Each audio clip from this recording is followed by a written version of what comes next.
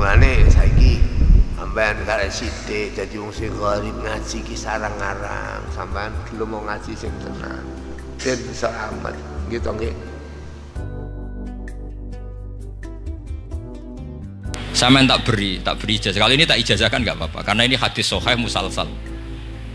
Umatnya Nabi kok gak enak bi. Kontrak mbek pangeran sebelum salah itu sudah ada kontrak. Makanya Nabi itu ngendikane bangga sekali. U'titu khamsan lam yu'tahunna nabiyyun qabli atau ahadun min qabli. Saya diberi 5 hal hadiah sama Allah yang umat sebelumku, Nabi sebelumku tidak diberi hadiah itu. Di antara hadiah itu terbesar adalah wa'u'titu khawatima suratil Baqarah. Saya diberi hadiah akhir dari surat Baqarah. Kok ada hadiah gimana? Allah itu sudah naikkan kontrak dengan kita. Kita disuruh doa sama Allah. Rabbana la tu'akhidna in nasina waktu. Ya Allah, suatu saat saya salah. Padahal kita pasti salah. Suatu saat Gusti, suatu saat kita salah. Jangan kasih sanksi loh. Oke, mau oke. Itu lu itu kok udah enak gimana? Sebelum kita salah, terus naikkan kontrak sama Allah dan Rabbana la tu'akhidna in nasina aw akhtana. Ya Allah, jangan jatuhkan sanksi kepada kita jika suatu saat saya lupa atau salah. Qala na'am, Allah jawab nah. Makanya Nabi senengnya bukan main tentang apa? Saya diberi hadiah akhir surat Baqarah. Tapi sekarang jadi fitnah tadi. Yang kiai NU baca itu dipakai tahlilan, kadang-kadang yang baca agak paham. Yang kritik juga agak paham. Jadi ya sudah, innalillahi wa inna ilaihi raji'un. Sebetulnya itu diabadikan di tahlil itu karena itu surat yang luar. Tapi sebagian yang baca agak paham sehingga ya dingin saja wong enggak paham. Tapi kalau kita yang paham itu luar biasa, wong belum salah sudah ada perjanjian la tu'akhidna in nasina aw akhtana. Sama Allah dijawab, "Nah, yo mat, umatem nak salah ora langsung tak siksa. Aman." Maksudnya dinten tobat aja terus salah terus. Kayak apa? Makanya beda. Nabi itu begitu bangganya dengan surat akhir surat apa? Baqarah. Terus tafsir kedua, umat ini adalah umat yang sifat Allah itu selalu aktif dan dua-duanya aktif. Ini perlu saya sampaikan berkali-kali, dua-duanya aktif. Jika orang soleh itu nggak boleh mengadili orang dolim. Itu umatnya Rasulullah SAW. Begini logikanya ya. Pernah ada cerita, ada orang soleh sedang sujud, diinjek sama orang fasik, al-asi lah orang fasik. Karena orang soleh ini diinjek, orang soleh, bawaan orang soleh itu ya kadang gampang marah, bawaan orang soleh. Tapi pas marah itu nyatut nama Allah. Fawawahi la yaghfirullahu laka, pakai nama Allah. Andai kan dia bilang asemane kue itu malah gak apa-apa gitu. Karena misoh-misoh sendiri itu kan urusan dia, tapi pakai namanya Allah. Fawawahi la yaghfirullahu laka, Allah tidak akan ngampuni kamu. Itu Allah langsung memberi wahyu ila nabi hada zaman, ke nabinya zaman ini. Allah ngendikan gini, ini yang cerita Rasulullah. Man dzalladzi yata'alla alayya alla aghfira li fulan faqad ghafartu lahu wa ahbattu amalak. Orang itu tak ampuni, yang sujud amalnya tak hilangkan. Kenapa? Allah tersinggung. Wong saya ini bisa aghfir, bisa ngampuni. Kenapa kamu nyifati saya hanya u'adzib? Jadi kira-kira Allah tuh tersinggung. Wong sifatku itu yo yaghfir wa yu'adzib, kok ganti yu'adzib tok iku piye? Jadi sifatku kan hilang sitok gitu. Paham ya? Jadi kalau kamu melihat orang-orang maksiat, pikiran kamu Allah yu'adzibuhum itu enggak fair. Bisa saja Allah yaghfiru lahum. Tapi kamu milih sitok tok, yaitu sifat yu'adzib itu enggak fair. Harusnya ya yaghfiru liman yasha wa yu'adzibu man yasha. Tapi orang soleh ini wallahu la yaghfirullahu laka, itu Allah tersinggung. Kenapa tersinggung? Karena Allah hanya disifati yu'adzib, bukan disifati yaghfir. Padahal Allah bisa yu'adzib, bisa yaghfir. Sehingga Wahsy ketika seperti itu, dia qatilu ahabbin nas ila Rasulullah, yaitu Wahsy adalah qatilu Hamzah. Ketika Nabi da'a alaihi, tidak usah diterjemah, itu sama Allah malah Wahsy dikasih tobat. Bahkan turun ayat laisa laka minal amri syai'un aw yatuba alaihim aw. Jadi kita melihat ahlul maksiat, oke, kita tidak cocok dengan mereka, tapi tidak cocok tetap berharap mereka tobat. Kita tarbiyah, karena kita tidak boleh nyifati Allah yu'adzibuhum qatan. Mungkin ora melok dadi pangeran kamu ni qatan.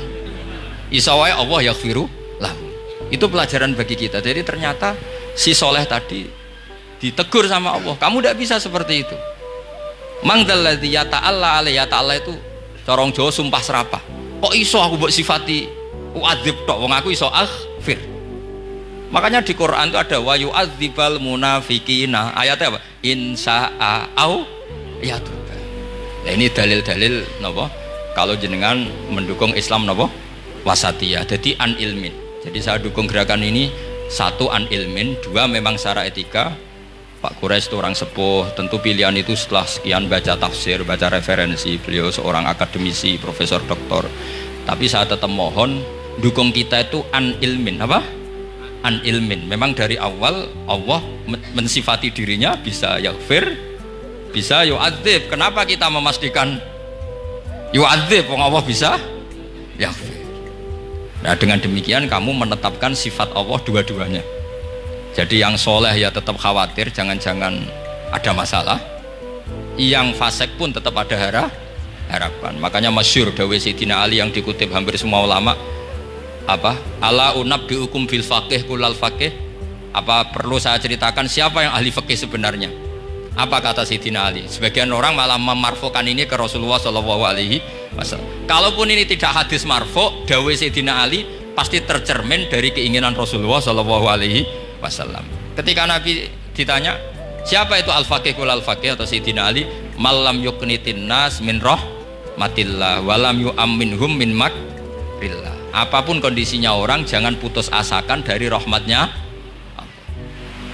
Sehingga Nabi itu pernah sangat serius ngadepi orang-orang fasik. Tapi setelah dimultazam sama Allah ditegur, kalau kamu begitu rahmat saya kata Allah kamu batasi. Semenjak itu Nabi terus rileks. Dan Nabi kalau ibadah itu mesti milih yang paling gampang. Ma khayyara Rasulullah sallallahu alaihi wasallam amrayni illa ikhtara napa? Aisarahuma, pasti milih yang paling gampang. Termasuk Nabi unik itu tofa rogiban. Semua sahabat itu tofu musyatan, semua tawaf secara jalan. Tapi Nabi tofa rogiban. Sehingga kata ulama-ulama usul fikih, afdal mana? Ya afdal tawaf secara jalan karena al-ajur bi qadrit ta'ab. Tapi untuk Nabi itu afdal tofa rogiban. Kenapa? Karena Nabi adalah muallimul ummah, pengajar umat. Kalau Nabi tidak tofa rogiban, maka orang akan bilang syarat sahnya tawaf harus jalan. Barokahnya Nabi naik unta, orang mengesahkan tawaf secara rogiban. Tapi saya ini keterusan, jangan nom-nom dong nganggu skuter kok teletabis. Ini kalau ya cocok kan. Wah, ya nak sing sepo-sepo itu cara kula berlebihan lah. Meskipun sah tapi kula nganti risih, debuan terbenturan yang disai itu.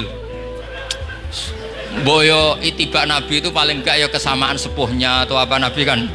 Ini ndak, sementing sah apa? Wah repot ya. Terus bukti berdua gini, kalau Nabi itu ingin ibadah itu paling ringan. Suatu saat setelah Fathu Mekah, Nabi kayak apa rindunya sama Ka'bah al-Musyarrafah itu, sama Al-Ka'bah al-Musyarrafah. Nabi saking rindunya minta sama Abu Tolhah al-Hajabi itu. Minta Utsman bin Tolhah al-Hajabi. Utsman namanya itu. Minta kunci terus masuk Ka'bah. Itu keluar dari khimah, itu Nabi senengnya bukan main. Karena Fathu Mekah. Lebu Ka'bah senengnya bukan main. Tapi setelah keluar dari Ka'bah, itu kelihatan hazinan, kelihatan susah, tersiksa. Ditanya sama Sayyidah Aisyah, kenapa engkau gelisah padahal tadi kelihatan senang? Wadidtu anni lam adkhul. Saya suka andikan tadi saya ada masuk Ka'bah. Kenapa ya Rasulullah? Jangan-jangan umatku ngira ini penting. Dan itu berat.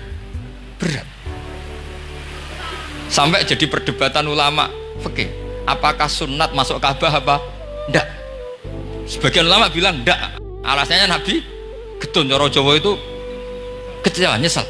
Kenapa saat tadi masuk? Jangan-jangan umatku nanti merasa itu keharu dan itu repot. Nah kita tidak usah dilarang, memang tidak punya kesempatan. Alhamdulillah.